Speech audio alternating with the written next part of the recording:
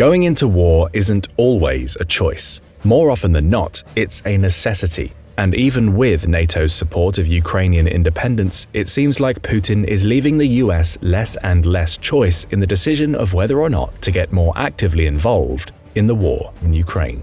But if the US had to suddenly engage in a full-scale war against Russia, how would it fare? What plans is it making for such an eventuality? One thing is for sure, Putin had better buckle up.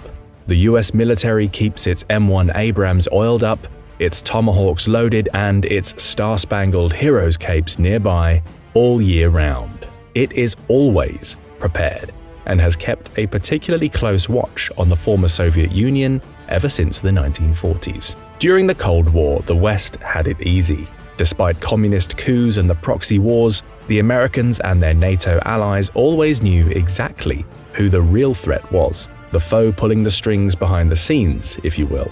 It was, of course, the Soviet Union.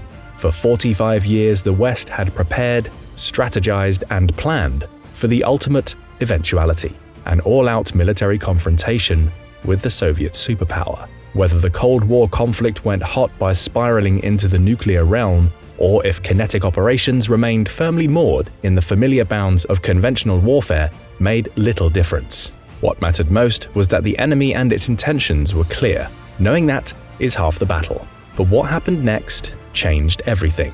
The Soviet collapse in the early 1990s kick-started 3 decades of self-discovery as the US spread its wings as the world's sole superpower. Combating terrorists, genocidal dictators, and non-state tyrants became the order of the day. NATO members drifted apart, the alliance's mission and purpose suddenly cast into doubt. Then came a 2-decade forever war in the Middle East. We all know how that turned out. After a decade of strategic revision, the US finally embarked on a wholesale pivot to Asia, now hoping to contain a Chinese threat which had for decades grown stronger, almost in plain sight. And then February 2022 happened.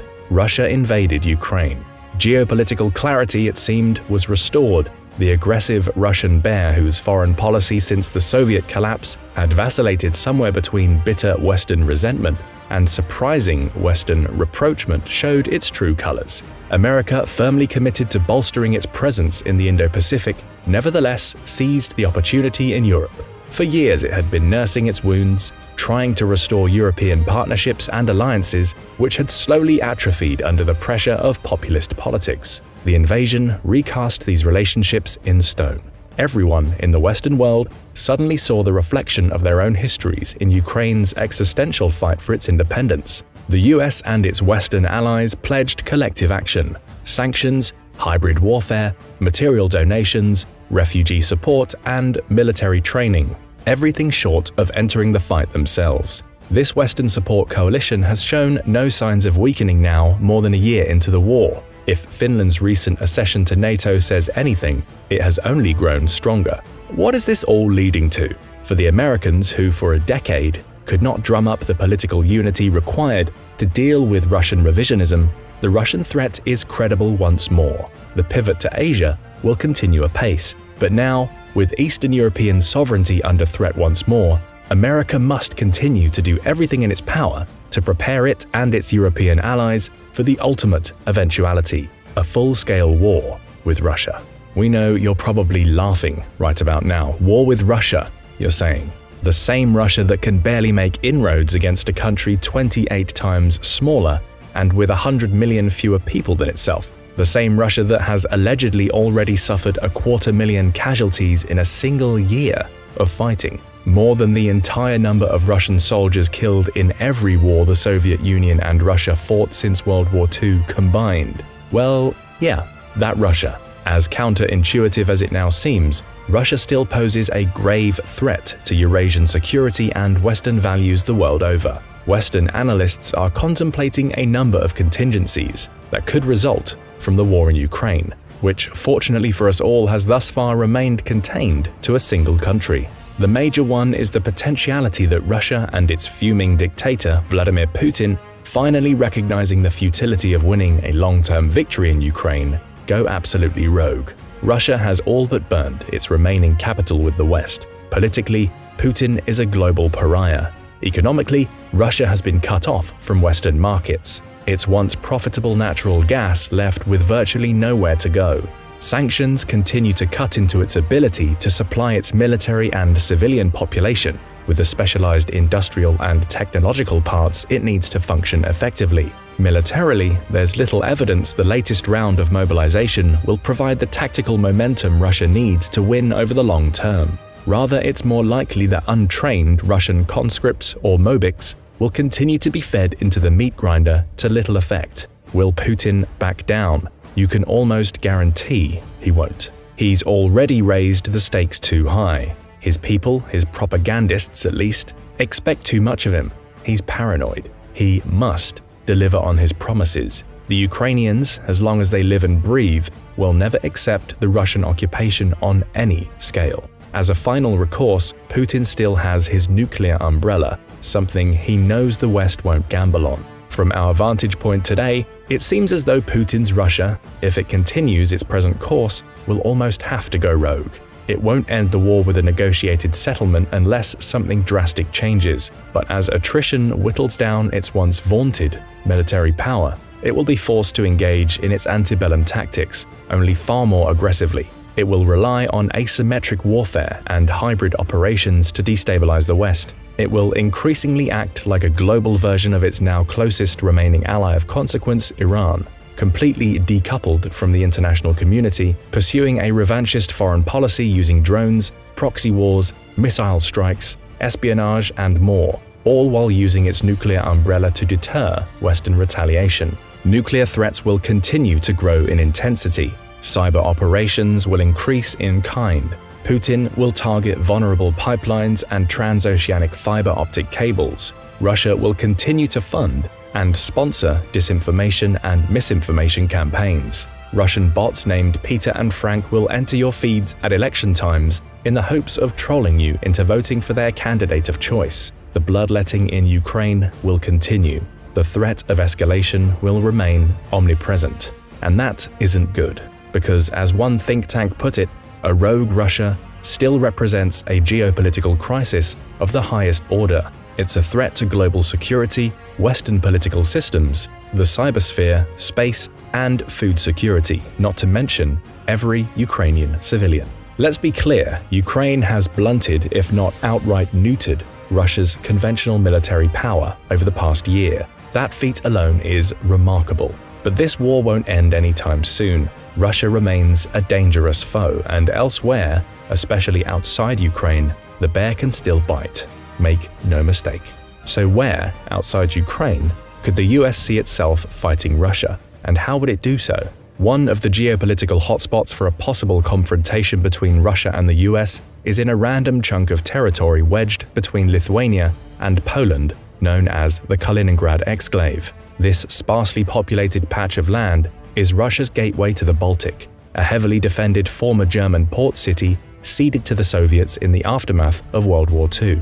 Kaliningrad's geography is tricky. The port is literally surrounded by NATO countries. Strategically, it's an A2AD or anti-access area denial nightmare for NATO, home to thousands of Russian forces, advanced fighter jets, and nuclear-capable Iskander-M missiles. The exclave is connected to Belarus by a narrow 40-mile land bridge known as the Suwalki Gap, which itself cuts into the only two highways and lone railroad connecting Poland to NATO's exposed Baltic states. Since NATO assets cannot traverse the Suwalki Gap without coming under the guns of Russia's military in Kaliningrad, the wide-open rural region is a crucial choke point that Russia would almost certainly exploit if it ever sought to cut off the Baltics from NATO. Finland's accession to NATO has caused tensions in this region to flare once more.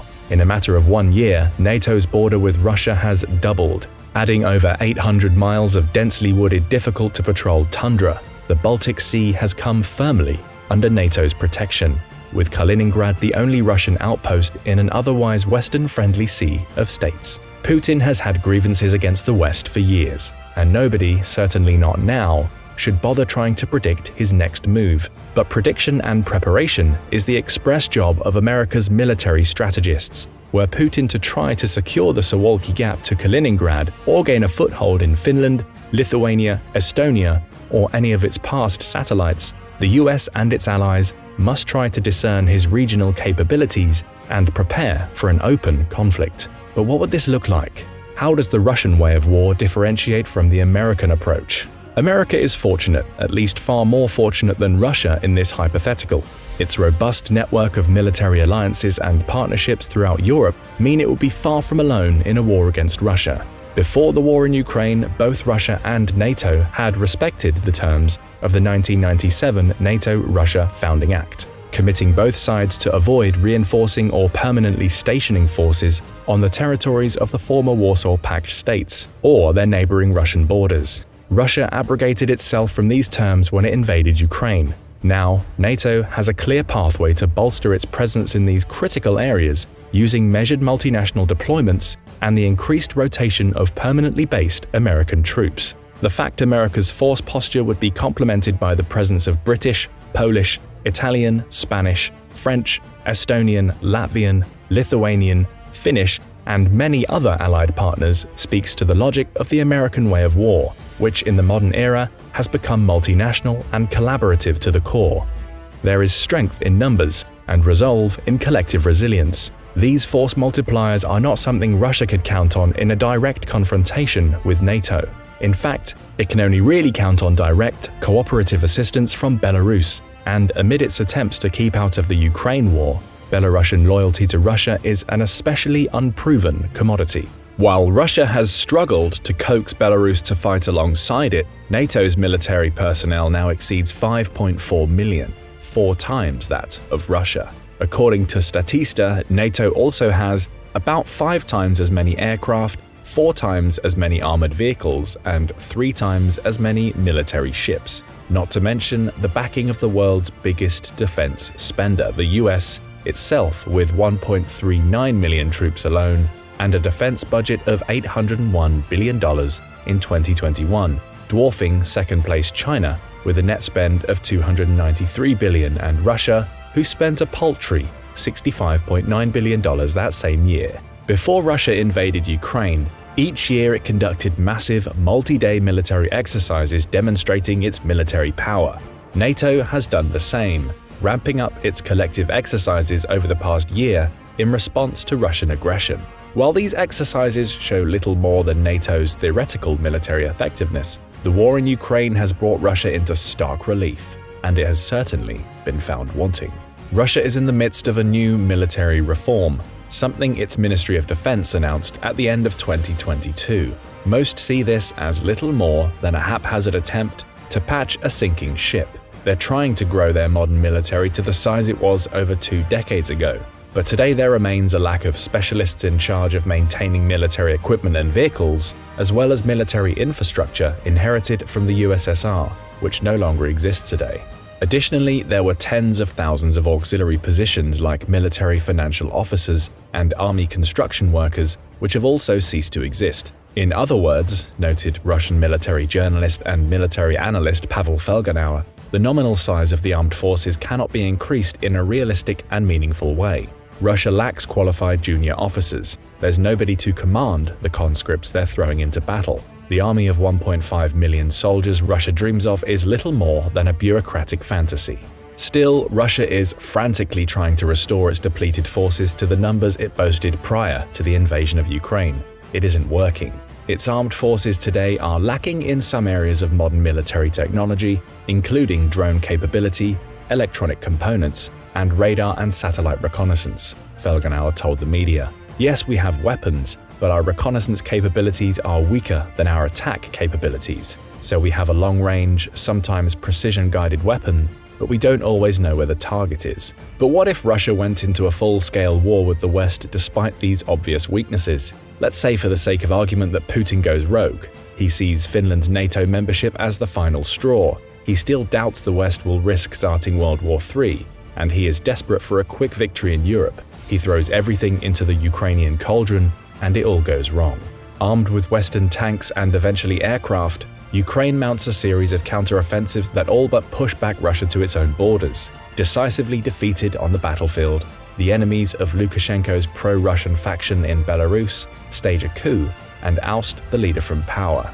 In the cascading crisis, weathered Belarusian volunteers, which for years had fought in Ukraine, return home and help throw the Russians out of their homeland. Belarus thus switched sides, leaving the Russian garrison at Kaliningrad entirely surrounded by enemy forces. The Suwalki Gap is no longer a concern for the West, but it is for Russia. Over time, Poland, Lithuania, and other NATO countries pressure the Russian garrison to demilitarize. Morale sinks. They are at the whims of NATO naval forces in the Baltic, Swedish missiles on the neighboring island of Gotland, and all but blocked from their homeland. Putin decides the time is ripe to present NATO with a sort of final act. He invades Belarus and, hoping to regain a foothold in Eastern Europe, Putin decides to test NATO's resolve, launching an attack on the Suwalki Gap and small villages along the Estonian, Latvian, and Lithuanian borders. He uses Kaliningrad's Iskander missiles and naval missile corvettes to cover his advance. With the bulk of its reserve forces in Poland and Finland, Putin's forces overwhelm the unprepared NATO multinational garrison in Estonia, which is briefly forced into retreat. Russia immediately begins reinforcing its positions, bracing for the inevitable counterattack as NATO triggers Article 5. NATO's tripwire strategy to place small forward presence battalion-sized deployments in the Baltic to absorb a Russian invasion while it rushed its reserves to the front could not prevent Estonia from coming under Russian control. Latvia looks like it will hold, but only just. But once Estonia fell, all of NATO's Baltic states, supported by its European, American, and Canadian allies, converged. The West has wargamed this scenario over and over again, and Russian units immediately feel pressure from NATO's Response Force and Very High Readiness Joint Task Force, a multinational brigade on a constant state of alert. The initial surge into the Baltics is complicated by Russian missile attacks on roads, bridges, and railways. The US and NATO respond by establishing air superiority over Estonia at high risk to itself, beginning with a massive cyber attack and cruise missile strikes launched by a fleet of B-52s on Russian SAM sites that overwhelm their air defenses. Learning the lessons of the Ukraine war, NATO targets Russia's vulnerable logistics infrastructure, supplying its forward Estonian presence. Superior commercial satellites, drone technology, UAVs, electromagnetic capabilities, and next-generation precision-guided munitions fired by interoperable F-35 fighters enable NATO forces to target railway hubs supplying Putin's war in a way the Ukrainians never could. Once Russia gave up their air to NATO and the US, it was essentially game over. Kaliningrad, isolated and completely surrounded, capitulates in a matter of days. NATO continues to pour manpower and material into Estonia at a rate unmatched by Russia. Its theater assets are better maintained. It has higher morale, reinforced by a clear sense of mission. It suffers fewer casualties, a result of superior airlift capabilities and hospital facilities. It engages in full-spectrum multi-domain operations, or the simultaneous attack from sea, air, land, and cyberspace, unleashing a single symphony of violence to break down advanced defenses. It has been trained for years. Through it all, NATO member countries shoulder a fair share of the burden, thus proving the NATO concept. Russian morale breaks under a withering, round-the-clock assault. The war is over in a matter of weeks. Russian forces beat a hasty retreat to Moscow, and Putin's world comes crashing down as his people, fired up after years of disappointment, global isolation, bloodshed, and military setbacks, finally turn on him. Sure, it's all hypothetical, and yes, it's fair to claim that the West has struggled against forces far weaker than the conventional peers they would face in the Baltics over the past few decades. A fair criticism, but one equally applicable to nearly every country immersed in counterinsurgencies and irregular warfare. It's hard to believe that Russia could ever succeed in an out-and-out military confrontation against the West all on its own. If the West applies the full weight of its collective military capabilities on a clearly defined enemy, the outcome for Putin would be very, very bad indeed. His only recourse, again, would be to threaten the world with nuclear destruction. Would he really go that far? What do you think? Let us know in the comments, and don't forget to subscribe for more military analysis from military experts.